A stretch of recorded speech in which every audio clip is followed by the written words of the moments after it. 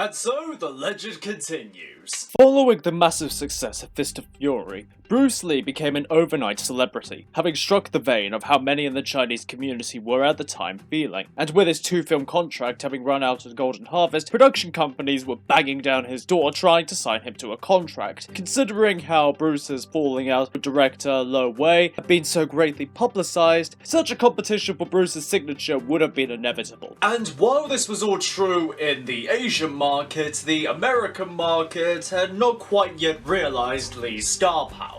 Passing on Lee to be the lead in a television show called Kung Fu, a part which Lee coveted greatly, instead hiring David Carradine, a move which I expect the producers lived to regret. Sadly, Bruce was still only known as Kato in America. Even though this rejection stung Lee, he was determined, and perhaps spurred on by this to become a success in the Eastern market before America. So he partnered with his friend and a producer from Golden Harvest, Raymond Chow, working together to form a new production company known as Concord, with Chow handling the day-to-day business while Lee focused on the creative.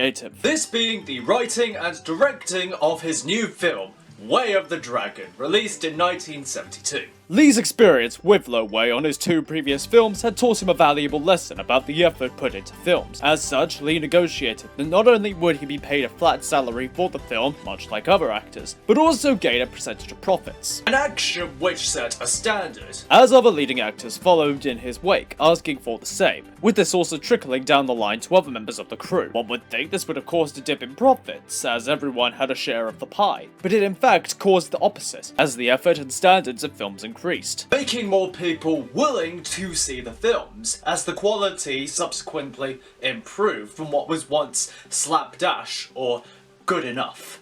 We have this to thank now for the high value and effort placed into modern action movies today, with more effort and money poured into them than ever before. So while this film is significant on a cultural level, what about on a filmmaking level? Let's take a look at this film and find out, starting with the plot. Lee stars as Tang Long, a young man sent to Rome by his mentor to help an acquainted restaurant, currently being pressured to sell by a local gang. Once settling into the culture a bit, he begins protecting the restaurant from the local thugs as well as the owner, played by Nora Mayo. Along with this, forming a friendship with the waiters, who are practicing martial artists in their own right. But when the leader of the gang tries and fails to send Long packing, he sends for out-of-town help. Will Long survive a battle with these baffling bruisers? Will the restaurant be serving their final orders? Why is a raven like a writing desk? This is very much the film where Bruce Lee wanted to showcase more of his acting range, and showcase that he could be more than just the vengeful stoic. People wanted him to be the action star, kicking ass and taking names. And while he didn't mind this, he also wanted to showcase more, integrating more of the philosophy of martial arts into the film, including the idea that it does not matter where you learn from so long as it works. An idea very much in line with modern MMA.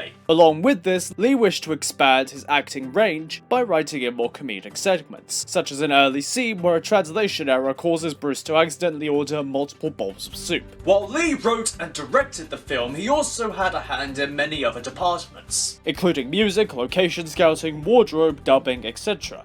Buying and reading over a dozen books on various segments of filmmaking and losing weight in the process, expanding on that philosophy of putting effort into the project for a greater result, having the same work ethic as was put into his training. With one of these segments being the choreography, of course, so let's start taking a look at it.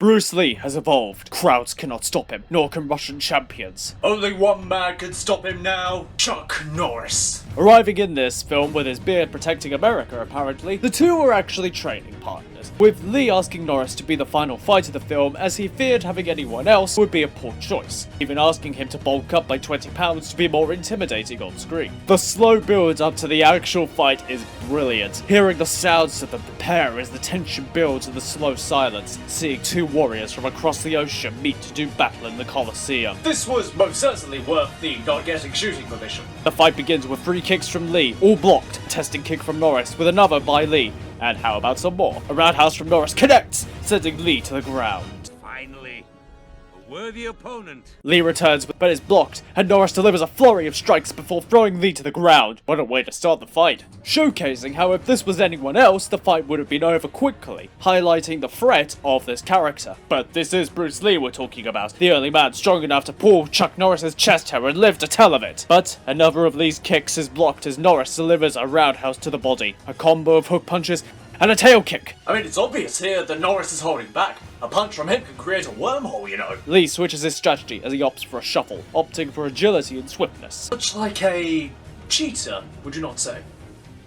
What?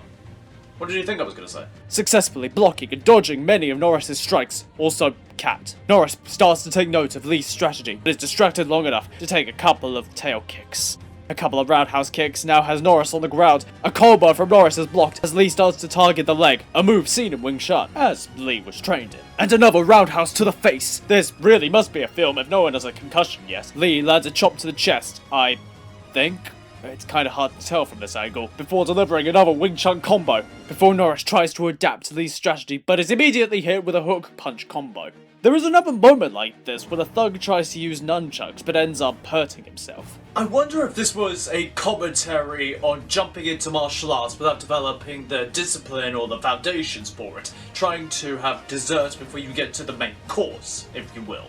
That last combo seems to have had Norris seeing stars. But the only time Chuck Norris sees stars is when they are born! And a sweep has Norris on the ground again. Lee wanted to showcase the persistence and honor of the warrior spirit. As it is clear, Norris is outmatched, but he must see the fight through to the end. Another unsuccessful combo leads to a flurry of shots from Lee, which results in Norris's arm and leg both being injured. Norris tries to continue, but physically cannot. Lee tries to tell him to stop, but they both know how this will end. Lee gets Norris into a headlock and breaks his neck, finishing the fight on a somber note as he lays his fallen foe's belt and gi on him, honoring him, one warrior to another. The film ends with the leader of the gang being arrested while most of the others lay dead, including several of the fellow waiters, which showcases how ultimately no one wins with violence, much like in Fist of Fury. A controversial stance for a martial arts film to take, but the goal is to use martial skill as a last resort, to protect yourself or your loved ones. And it always carries a price. Here, it means Lung becomes a murderer. Good people are dead, and all for one restaurant. The film does an excellent job of intermingling the philosophy of martial arts in with the physicality of it. And while the comedy can be hit or miss at times,